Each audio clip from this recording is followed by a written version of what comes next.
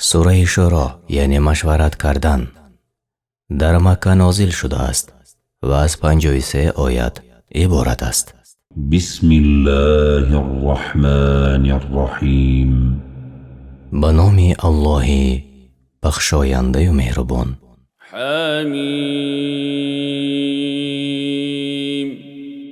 ها میم. عین سین قاف. عین سین قاف. كذلك يوحي إليك وإلى الذين من قبلك الله العزيز الحكيم. پروردگار به تو و به کسانی که پیش از تو بودند این گونه وحی می کند. الله پیروزمند حکیم است. یعنی همچنان که قرآن را به تو نازل کرده است این چنین کتاب ها و صحیفه ها را بر پیامبرانی پیش از تو نیز نازل کرده است.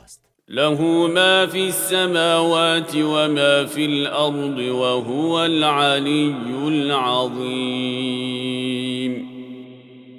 از آن اوست هرچی در آسمان ها و زمین است و او بر همه مخلوقاتش بلند مرتبه بزرگوار است و همه در زیر قدرت و خواهش او هستند.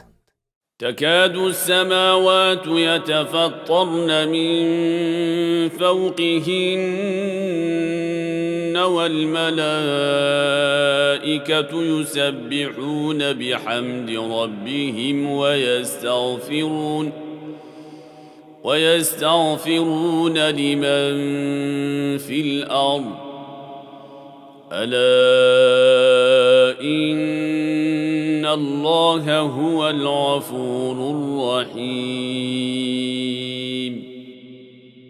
نزدیک است که آسمان ها به خاطر عظمت الهی بالای یکدیگر در هم بشکافند و فرشتگان به ستایش پروردگارشان تسبیح می گویند و او را تعظیم می نمایند و صفتهای ناشایسته که لایق به ذات او نیست به پاکی یاد می کنند و برای گناهان اهل ایمان ساکنان زمین آمرزش می طلبند.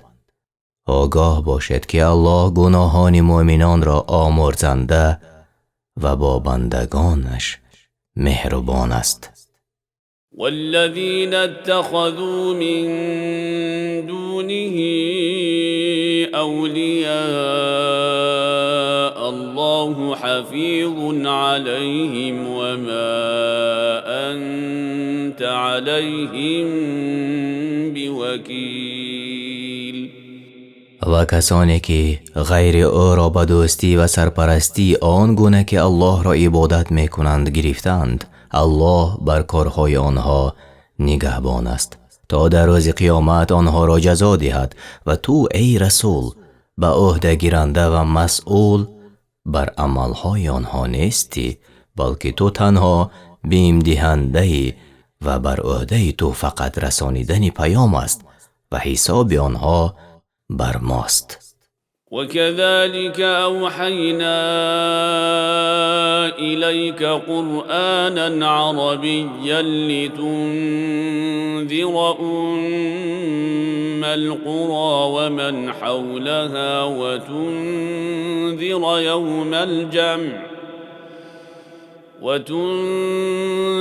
يوم الجمع لا ريب فيه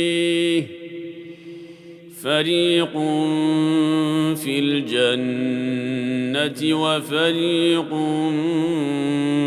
في السعير.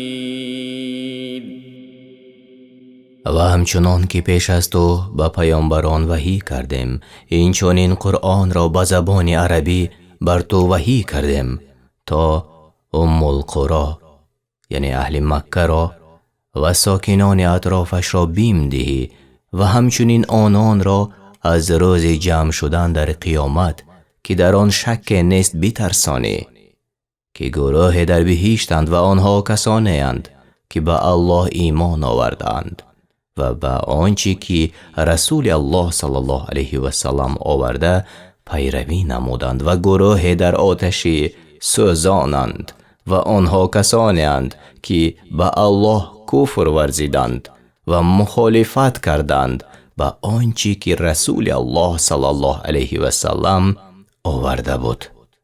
ولو شاء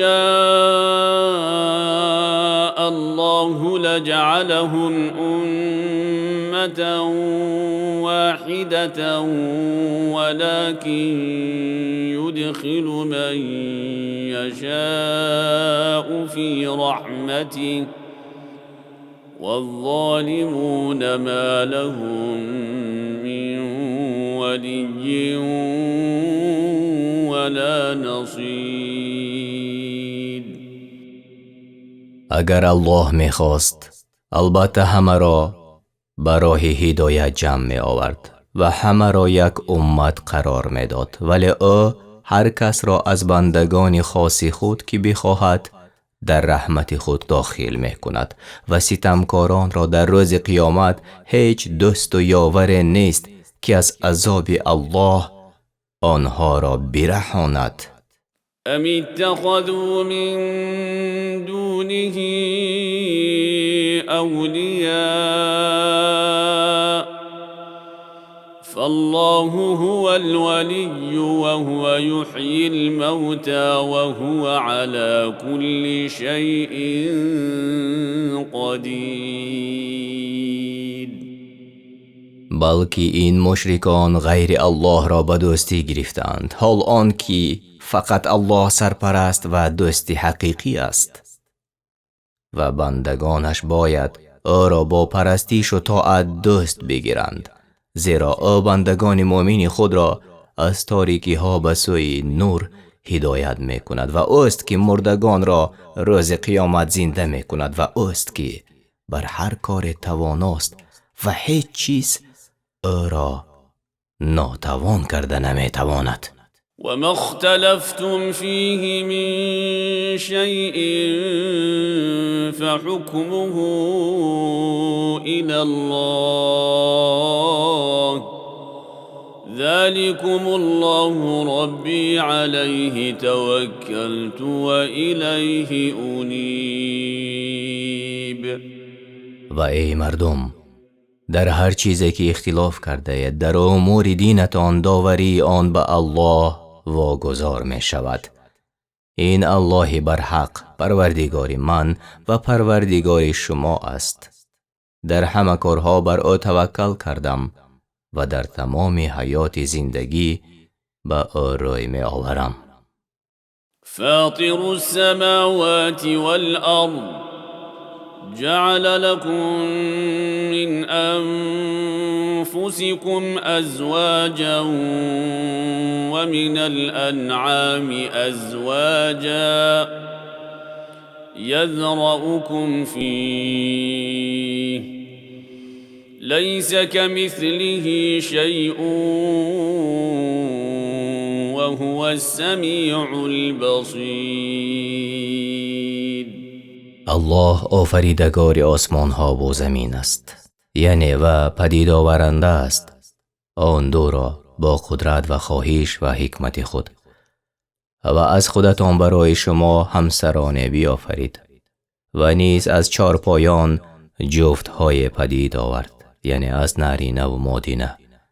به این وسیله با سبب آفرینش همسران شماره‌تان را می افزاید.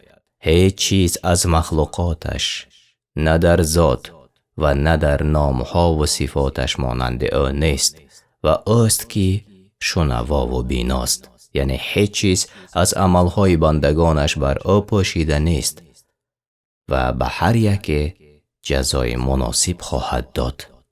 له مقاليد السماوات والأرض يبسط الرزق لمن يشاء ويقدر إنه بكل شيء عليم. کلیدهای رحمت و رزق و روزی در دست اوست و ملک آسمان و زمین از آن اوست. برای هر کی بخواهد رزق و روزی را گشاده یعنی وسع می دارد و برای هر کی بخواهد تنگ می دارد و او به هر چیز داناست و چیزی از امور بندگانش بر او پوشیده نمی ماند. شرع لكم من الدين ما وصى به نوحا والذي أوحينا إليك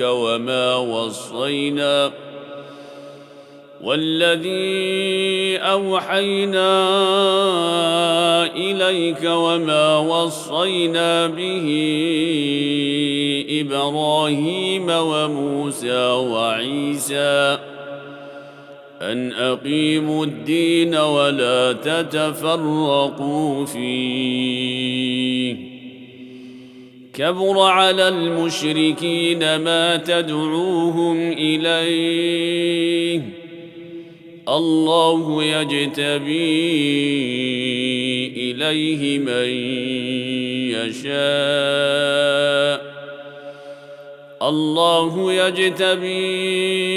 إليه من يشاء ويهدي إليه من ينيب. ای مردم، الله برای شما دین و آیین مقرر کرد و آن دین اسلام است. همان گونه‌ای که به نوح وصیت کرده بود که به آن عمل نمایند و به مردم رسانند و از آنچه بر تو ای رسول وحی کرده ایم و به ابراهیم و موسی و عیسی وصیت کرده ایم که دین را بر توحید و اطاعت الله بر پای نگه دارد و در آن گروه گروه نشوید. دشوار آمد بر مشرکان آنچه آنها را به آن دعوت میکنی از یگانگی الله و اخلاص در عبادتش. الله هر کی را بخواهد برای پیغمبری خود اختیار می نماید و هر کس را که روی به درگاه او آورد به سوی خود راه می نماید. وما تفرقوا إلا من بعد ما جاءهم العلم بغيا بينهم ولولا كلمة سبقت من ربك إلى أجل مسمى لقضي بينهم وإن الذين أورثوا الكتاب من بعدهم لفي شك منه مريب. و گروه گروه نشدند مگر بعد از علم و آگاهی. این تفریق جای فقط به خاطر ستمکاری و کجروی در میان خودشان بود و اگر پروردگاری تو از پیش مقرر نکرده بود که آنها را تا زمان معین مهلت است، بیگمان در میان آنها داوری می شد و بیگمان کسانی که بعد از آنها وارث کتاب الله شدند هر آینه درباره آن سخت به شبهه افتادند، یعنی درباره تورات و انجیل. فلذلك فادع واستقم كما أمرت ولا تتبع أهواءهم وقل آمنت بما أنزل الله من كتاب وأمرت لأعدل بينكم الله ربنا وربكم لنا أعمالنا ولكم أعمالكم لا حجة بيننا وبينكم الله يجمع بيننا وإليه المصير.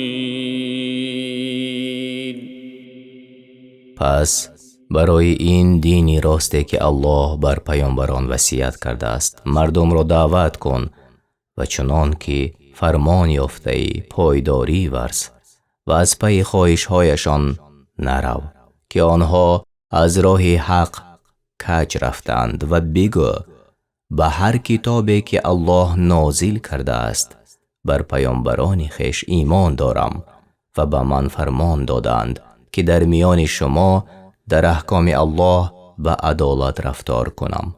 الله برحق پروردگار ما و پروردگار شماست.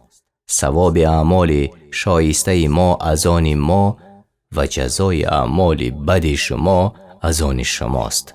میان ما و شما هیچ جدال و دشمنی نیست بعد از آن که حق بیان شد.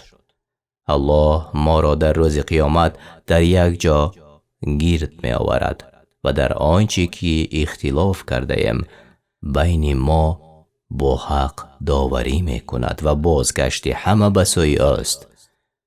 پس هر یکی را جزای مناسب می دهد. والذين يحاجون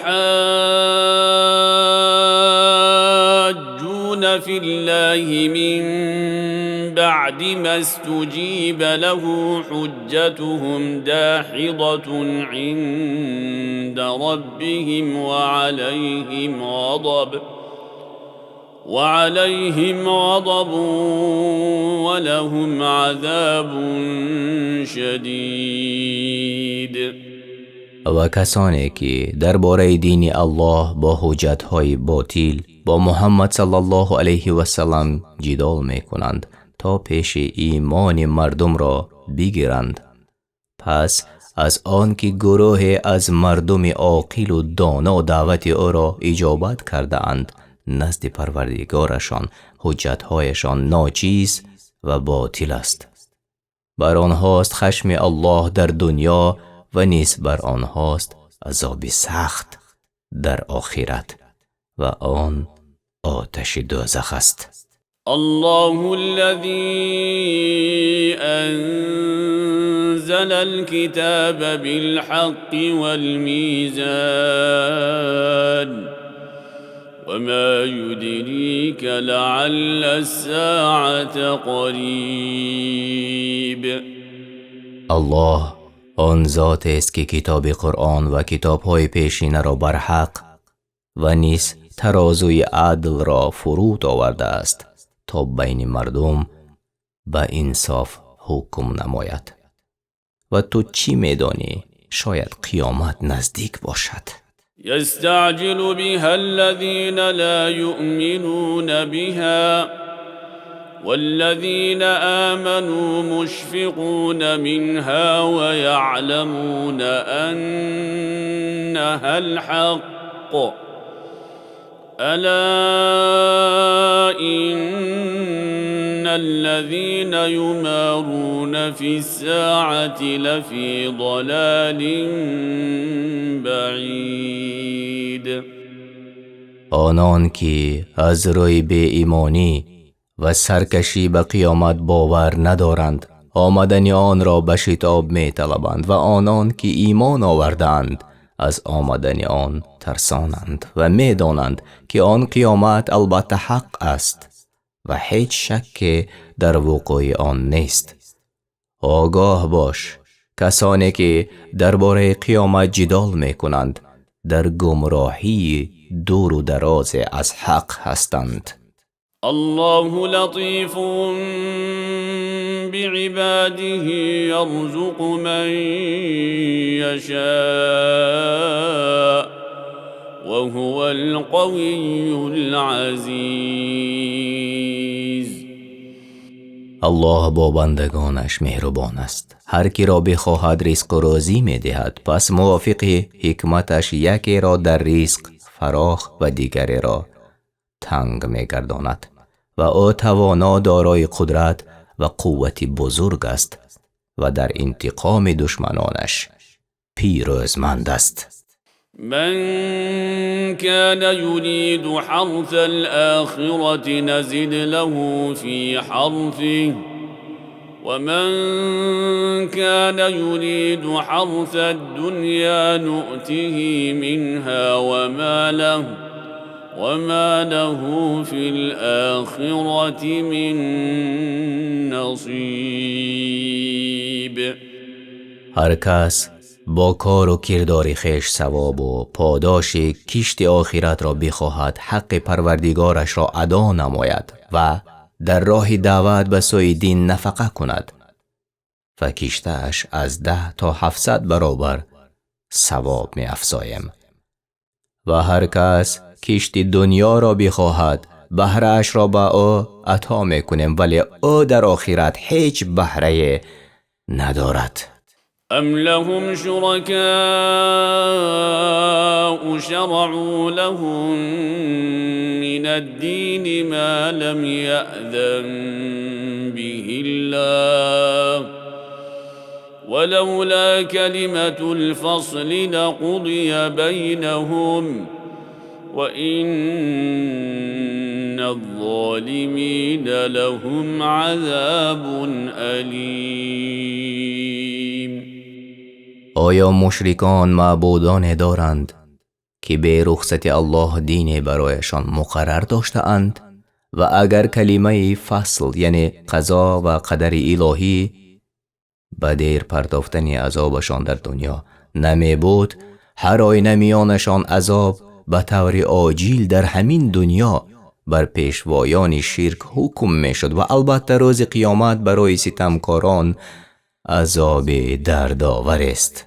ترى الظالمين مشفقين مما كسبوا وهو واقع بهم والذين آمنوا وعملوا الصالحات في روضات الجنات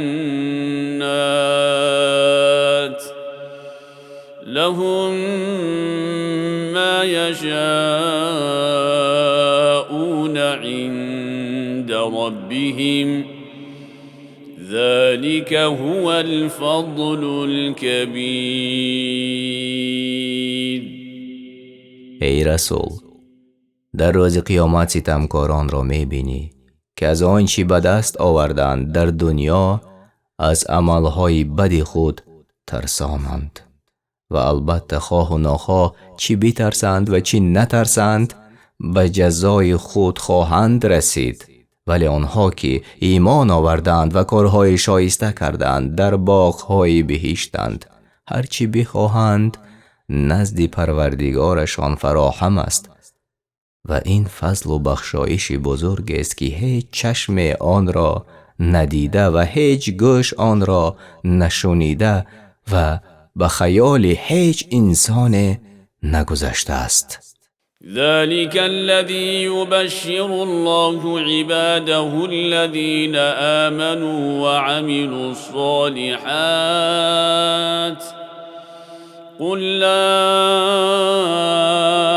أسألكم عليه أجرا إلا المودة في القربى ومن يقترف حسنة نزد له فيها حسنا إن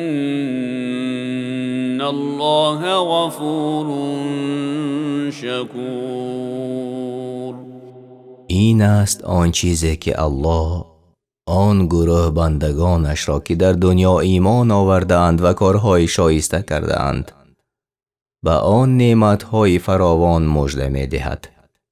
بگو ای رسول برای مشرکان قوم خود که در آمدن قیامت شک دارند، بر رسانیدن آنچه که من شما را دعوت می کنم مزد از شما درخواست نمی کنم جز دوست داشتن خویشاوندی که به جای آورد و هر کی کاری نیک کند به نیکوییش می افزایم. البته الله در حق مطیعان خویش آمرزنده و شکرپذیر است. ام یقولون افترى علی الله کذبا فإن يشأ الله يختم على قلبك ويمحو الله الباطل ويحق الحق بكلماته إنه عليم بذات الصدور. یا مشرکان می گویند که محمد بر الله دروغ می بندد. ای رسول، اگر این کار را انجام دهی الله بخواهد بر دل تو مهر می نهد و الله به سخنان خود باطل را محو می کند و حق را ثابت می گرداند. سخن الله تغییر و تبدیل نمی یابد و وعده اش خلاف نمی شود. هر آینه او بر هر چی در دلها می گذرد داناست و چیز از آن بر او پنهان نمی ماند. وهو الذي يقبل التوبة عن عباده ويعفو عن السيئات ويعلم ما تفعلون. و اوست که توبه بندگانش را می پذیرد چون از گناهانشان دست می کشند و به یگانگی الله باز می گردند و تصمیم می گیرند که دوباره آن گناهان را انجام ندهند و از گناهان عفوشان می کند و هر چی می کند از نیک و بد آن را می داند و چیزی بر او پوشیده نمی ماند و او شما را طبق عملهایتان جزا دهنده است. ويستجيب الذين آمنوا وعملوا الصالحات ويزيدهم من فضله والكافرون لهم عذاب شدید. و دعای کسانی را که ایمان به الله و رسولش آوردند و کارهای شایسته کردند اجابت می کند و از فضل خیش برایشان توفیق و عمل و اجر و پاداششان را افزون می دهد و روز قیامت برای کافران عذاب سخت است. ولو بسط الله الرزق لعباده لبغوا في الأرض ولكن ينزل بقدر ما يشاء إنه بعباده خبير بصير. و اگر الله روزی بندگانش را افزون کند حتما در زمین فساد می کنند و نعمت را ناسپاسی کرده تکبر می ورزند، ولی به اندازه که بخواهد روزی می فرستد، زیرا او بر احوال بندگان خود آگاه و آنچه بر صلاح آنها است بیناست. وهو الذي ينزل الغيث من بعد ما قنطوا وينشر رحمته وهو الولي الحمید.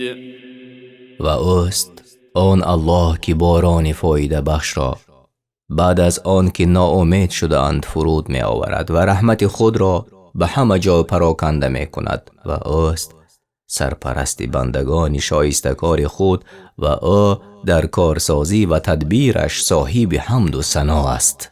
ومن آياته خلق السماوات والأرض وما بث فيهما من دابة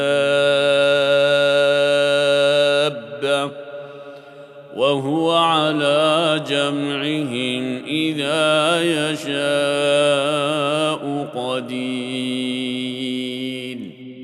و از نشانه های قدرت او آفرینش آسمان ها و زمین و آنچه از جانوران یعنی فرشتگان، جنها، انسان ها و تمام حیوانات. تفسیر ابن کثیر که در آن دو یعنی آسمان ها و زمین پراکنده کرده است نیز دلالت بر بزرگی و قدرت او می کند و او هرگاه بخواهد بر گرد آوردنشان در روز قیامت تواناست. وما أصابكم من مصيبة فبما كسبت أيديكم ويعفو عن كثير. ای مردم، اگر شما را مصیبت از مصیبت‌ها در دین و دنیایتان رسد، پس به خاطر کارهایی است که کرده اید و الله از کرم خود بسیاری از گناهان را برای شما عفو می‌کند و جزا نمی‌دهد. وما أنتم بمعجزين في الأرض وما لكم من دون الله من ولي ولا نصير.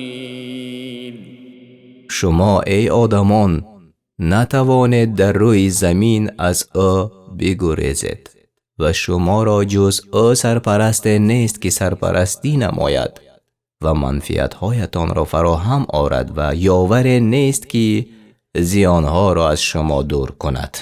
ومن آياته الجوار في البحر كالأعلام. از نشانه های قدرت او کشتی های است چون کوه که در بحرها روانند. يشأ يسكن الريح فيظللن رواكد على ظهره إن في ذلك لآيات لكل صبار شكور. اگر بخواهد باد را رام می سازد تا کشتی ها بر روی بحر از رفتن باز مانند. البته در این وجود و حرکت کشتی ها برای صبر کنندگان شکرگزار عبرت هاست. او یوبقهن بما كسبوا ويعفو عن كثير. یا اگر الله بخواهد آن اهل کشتی ها را به سبب آن گناهانی که کردند غرق می کند و بسیاری را از گناهان کشتی نشینیان نیز می بخشاید و به عذاب نمی گیرد. ويعلم الذين يجادلون في آياتنا ما لهم من محيص. و تا کسانی که در نشانه های یگانگی ما جدال می کنند بدانند که آنان را چون بر گناهانشان عذاب کند از عذاب الله هیچ راه خلاصی و گریزگاه ندارند.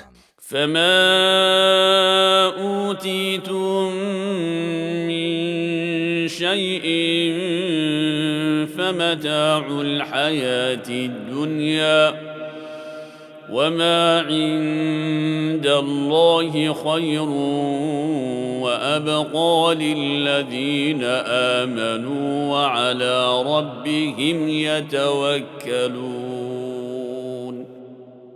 پس آنچه شما داده شده اید از هر چیز که باشد مال یا فرزندان و دیگر چیزها بهره زندگی این دنیا است و زود نابود شونده است و آنچه در نزد الله است از ثواب و پاداش و باغ‌های بهشت برای آنهایی که ایمان آوردند و به پروردگارشان توکل می‌کنند بهتر و پاینده تر است.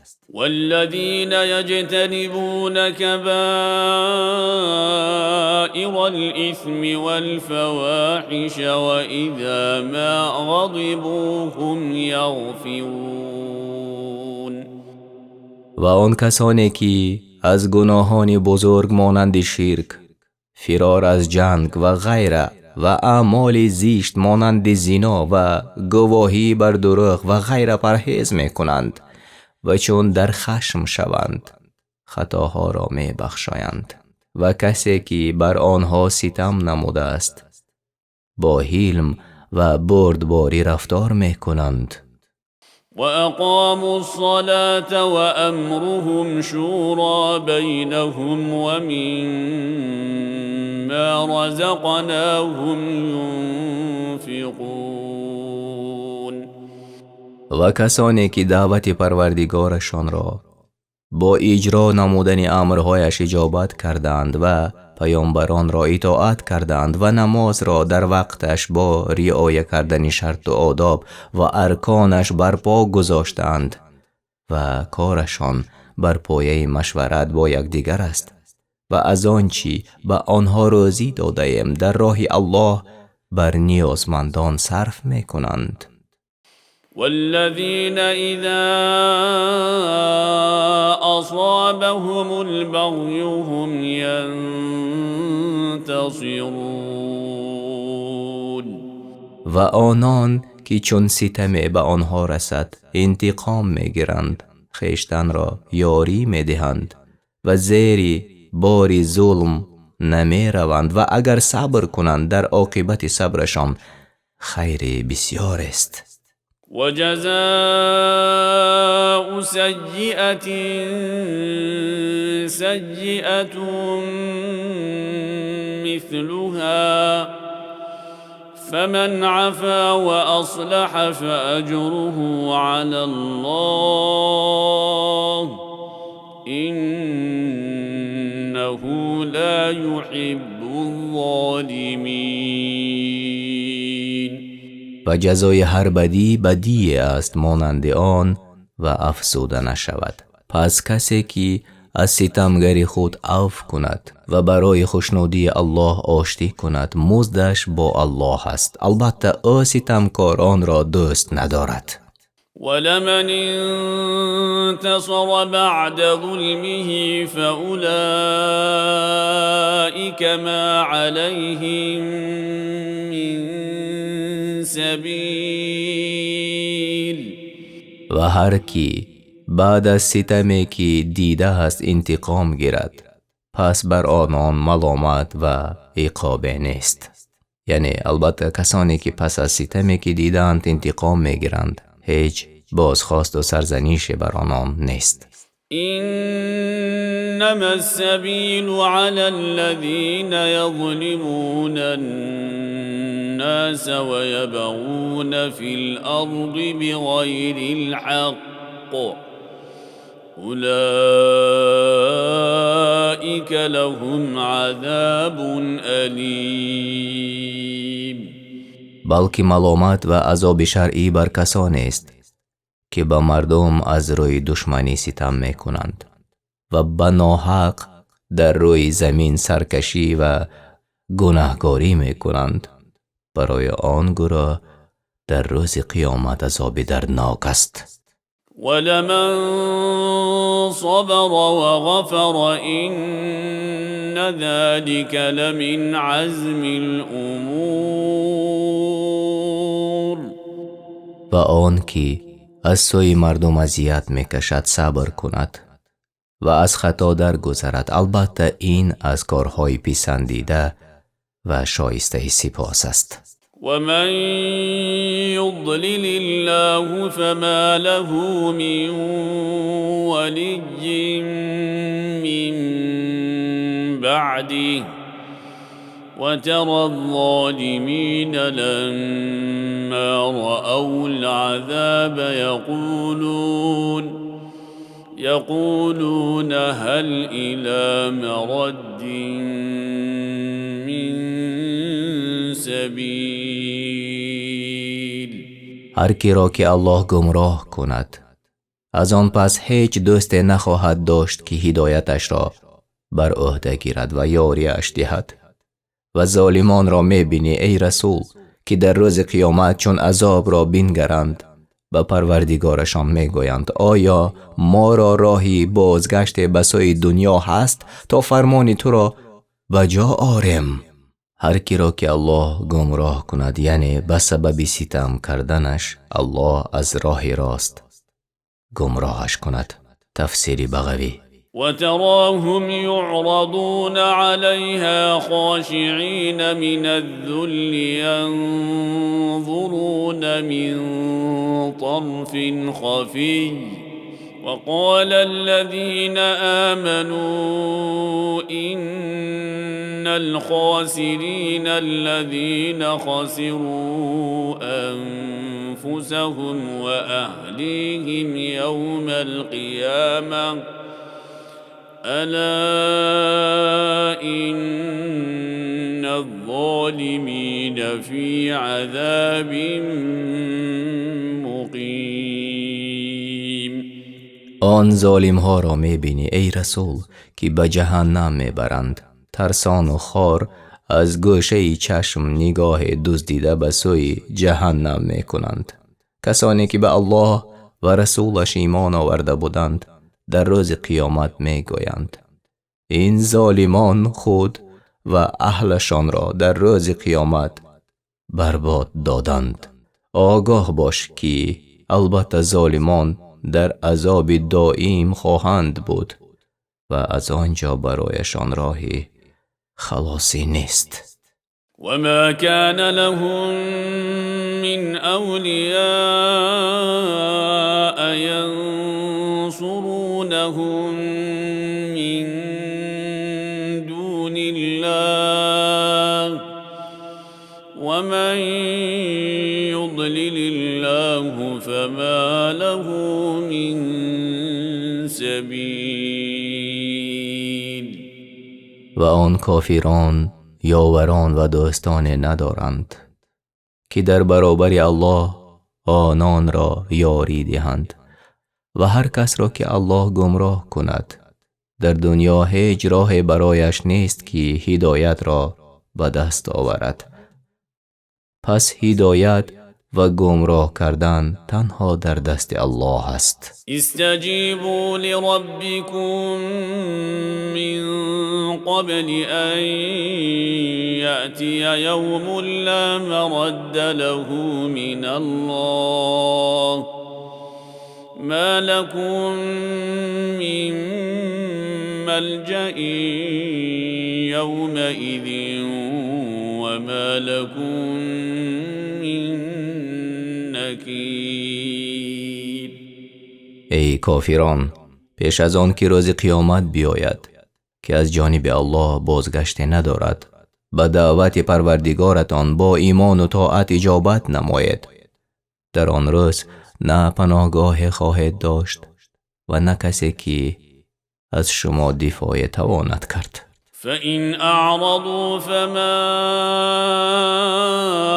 أرسلناك عليهم حفيظا إن عليك إلا البلاغ وإنا إذا أذقنا الإنسان منا رحمة فرح بها وإن تصبهم سيئة بما قدمت أيديهم فإن الإنسان كفور. اگر مشرکان از ایمان آوردن به الله روی گردانند، تو را ای رسول بر آنها نفرستاده ایم که بر اعمالشان نگهبان باشی.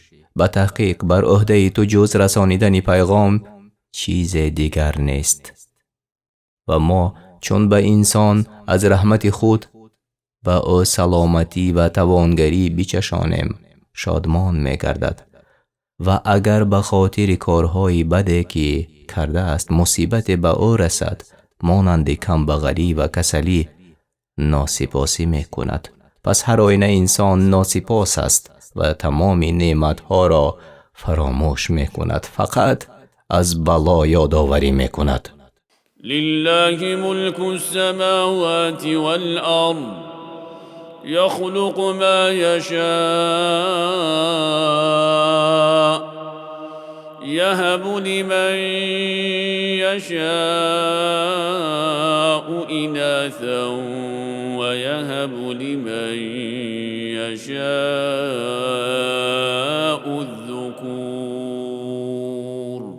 از آن الله است فرمان روایی آسمان ها و زمین و آنچه میان آنهاست. هرچی بخواهد می آفریند، به هر کی بخواهد تنها دختر می بخشد و به هر کی بخواهد تنها پسر می بخشد. او یزوجهم ذکرانا و اناثا ويجعل من يشاء عقيما إنه عليم قدیر. و یا هم پسر دهد و هم دختر و هر کس را بخواهد عقیم یعنی نازا می گرداند. البته او دانا و تواناست در آفرینش مخلوقاتش و چیز از آفرینش مخلوقاتش او را ناتوان کرده نمی تواند.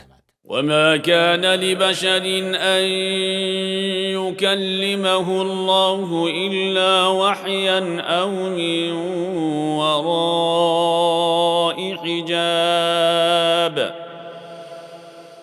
أو من وراء حجاب أو يرسل رسولا فيوحي بإذنه ما يشاء إنه علي حكيم. هیچ بشر را نسازد که الله با او سخن گوید مگر از طریق وحی یا از پس پرده یا اینکه الله فرشته را بفرستد تا به فرمان او هرچی بخواهد به او وحی کند. مراد از فرشته جبرائیل علیه السلام است. هر آینه او بلند مرتبه بزرگ است در ذات، نامها، صفتها و افعالش و همه مخلوقات در برابر او سر تسلیم فرود آوردند و در تدبیر امور خلقش حکیم است. وكذلك أوحينا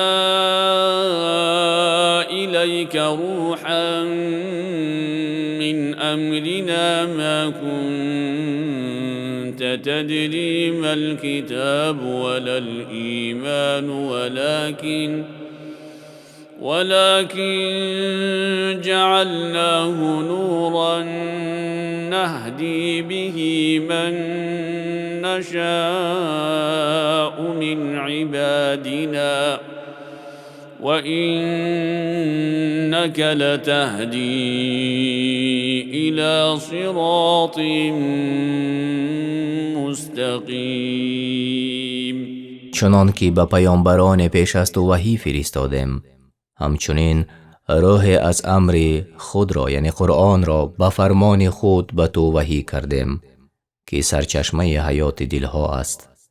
تو ای رسول نمی دانستی کتاب و ایمان چیست، ولی ما آن قرآن را نور ساختیم تا هر یک از بندگانمان را که بخواهیم به آن هدایت کنیم و هر آینه تو مردم را با این قرآن به راه راست راه می نمایی و آن راه اسلام است. صراط الله الذي له ما في السماوات وما في الأرض ألا إلى الله تصير الأمور. راه آن الله برحق که هرچی در آسمان ها و زمین است از آن اوست. آگاه باشید که همه کارهای شما از نیک و بد به سوی الله باز می گردد، پس همه را موافق عملهایشان جزا خواهد داد. اگر نیک باشد نیک شود، بد باشد بد شود. شما ترجمه معنای سوره شورا یعنی مشورت کردن را شنیدید. در مکه نازل شده است و از 53 آیت عبارت است.